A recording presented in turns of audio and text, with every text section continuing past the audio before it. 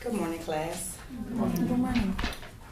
So today, my persuasive speech is about guidelines and policies for social media for teens.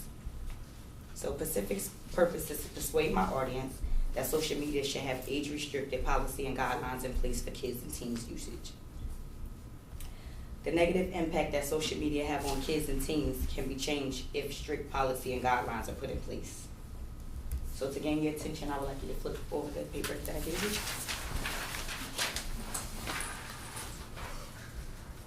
I'm trying to persuade a world more back into when I was growing up as a kid.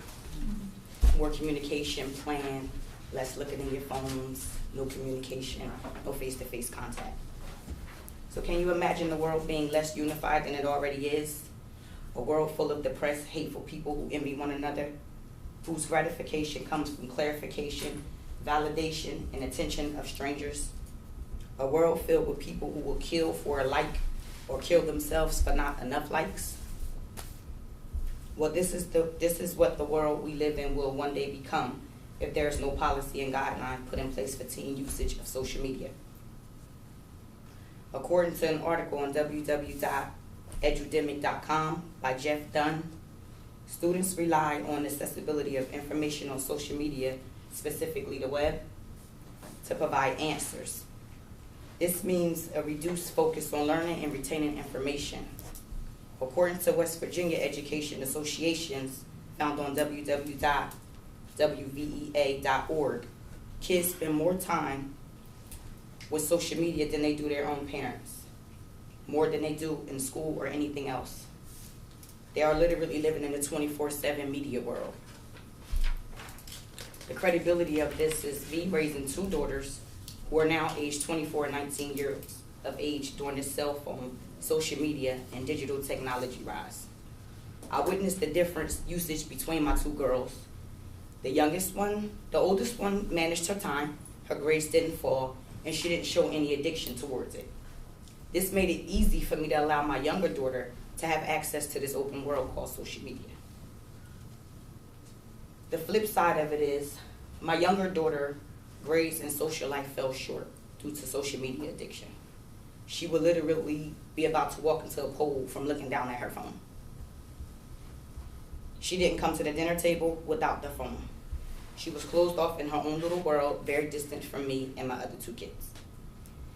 She became very depressed acting. She tried growing up fast, and this called me to police her usage and destroy many phones and tablets. And I can show you. This is what happened to me policing her usage. She was so addicted. So according to my analysis on SurveyMonkey.com, almost 78% of you feel that social media should have age law guidelines just as well as I did. Studies and researches show teens who use social media aggressively, their lives, education, and social media can be affected and impacted in a negative way. I just want you all to see the importance of why social media needs to adopt a strict policy and guidelines for teen usage. Did you know that teens spend an astounding 9 hours a day with media entertaining themselves? Kids aged 18 to 12 years old, which are considered tweens, spend up to 6 hours a day on social media, and this was according to West Virginia Education Association, found on www.wvea.com. The fact that U.S. tweens and teens are using an average of 6 to 9 hours a day is very astounding. It shows that kids spend more time with social media than they do anything else. 90% of you feel social media affect teens, according to SurveyMonkey.com. Example being, teens believe that social media has a positive effect on their life, like making them feel less depressed, less lonely, and more confident. But according to Barbara Atute on the Associated Press article, teen social media make us feel better, that's not true. The more time teens spend on social media means the less time they'll spend socializing in person. That's per Jeff Dunn on an article www.edudemic.com. It causes communication problems with lack of nonverbal cues like body signals, tones, and inflection. Social networking sites can't replace face-to-face communication. And to understand emotion and empathy, you need face-to-face communication. Texting is very impersonal, anonymous, and without intimacy and empathy. Now that we learn what researches and surveys reveal about the astounding time teens spend on social media, their family leisure time, and the way it's impacting their face-to-face communication, let's learn the effects that it has on their education and mental health. Teens admit to using social media 9 hours of the day. That's more than the 6 to 7 hours a day spent in school. Therefore, students are spending more time on social media than education, according to Associated Press article by Barbara Atute, found in advancedlexis.com, Bucks IDM. This states more than half of the 1,141 teens that were surveyed feel using social media distracts them from their homework. 3/4 of the same teens thinks that tech company manipulates them into spending more time on their devices, which attempts them to multitask by checking social media while studying. This shows reduced academic performance, according to Jeff Dunn on www.edudemic.com. If teens are constantly online, how can they concentrate at the task on hand when they're being distracted by notifications from their phone, from Facebook, Snapchat, Instagram, etc.?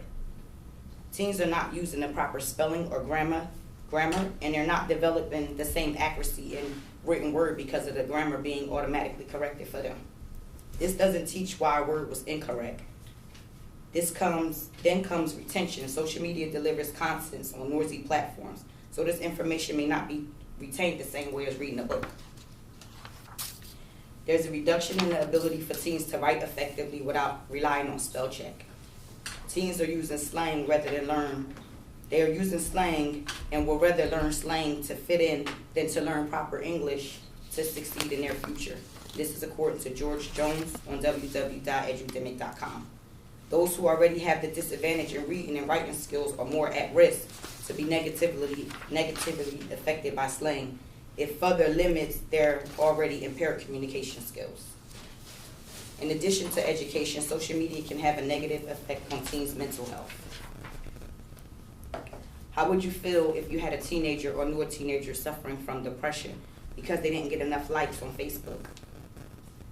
So this is why we cannot ignore or take the negative effects social media have on our teenagers lightly. Teens are not mature, their brains are still developing, and they're at a vulnerable age. They're searching for acceptance, and if left out or faced with criticism, they may experience uncertainty. Researchers have found that one of the mental health problems with social media is depression, according to Dr. Prem Jayassi. His Insta blog was found on Advanced Lexis.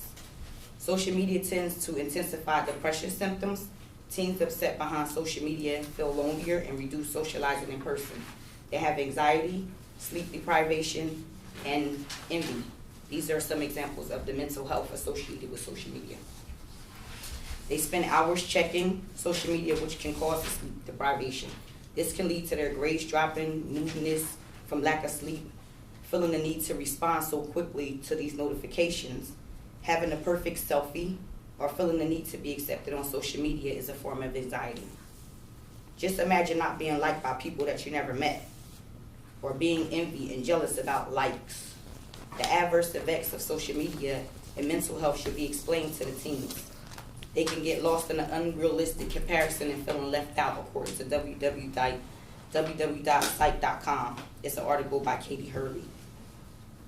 So after all I discussed on the negative impact social media have on teens, my last point is the harms and dangers that social media have on teens. Cyberbullying was top on the list. Teens can be bullied and never tell their parent or an adult. It's not face-to-face, it's online, but it's humiliating in front of millions who can share the public shame. BJ Foster, www.allprodad.com, feels that social media quickly becomes a show for teens, a place for them to make their lives look more exciting than others. Basically, they're posting lies, and when lying, your true sense of identity and belonging are weakened. You have Danny Bowen.